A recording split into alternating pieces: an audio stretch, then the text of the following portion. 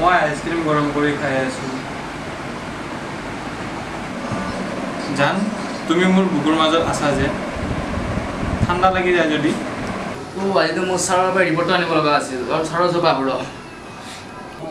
ঐ দৰা ফুল গৈছোঁ।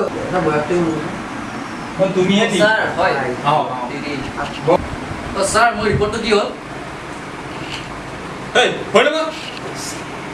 চৰি তোমাৰ মই ৰিপৰ্টটো চালোঁ। হয় তোমাৰ বেমাৰটো হৈছে গৰৈ মাগৰীয়া। মানে তোমাৰ সৰু সুৰা বেমাৰ আৰু তোমাৰ সৰু বেমাৰৰ কাৰণে অপাৰেশ্যন কৰিব লাগিব। তোমাৰ অপাৰেশ্যনৰ কাৰণে তোমাৰ বয়সটো কোৱা। ছাৰ বয়সটো নে? বয়সটো মোৰ 18 বছৰ।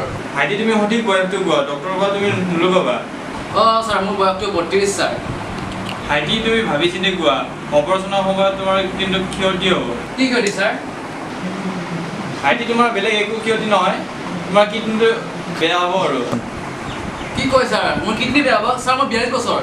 ভাই তুমি অলপ ভালকৈ ভাবি চিন্তি কোৱা, যদি মই বেলেগ ঔষধ দি দিওঁ তোমাৰ হৈ যাব গড়বড়। কি কয় ছাৰ? একদম সঁচা কথা, মই খোলা কথা কৈছোঁ। একদম 48 বছৰ এড কৰি মই বয়স বঢ়াব নোৱাৰোঁ দিয়ক। নমস্কাৰ। কি পাগল ৰোগী পালোঁ মই। যোৱা ইয়াৰ পৰা যোৱা। আহিছোঁ দিয়ক।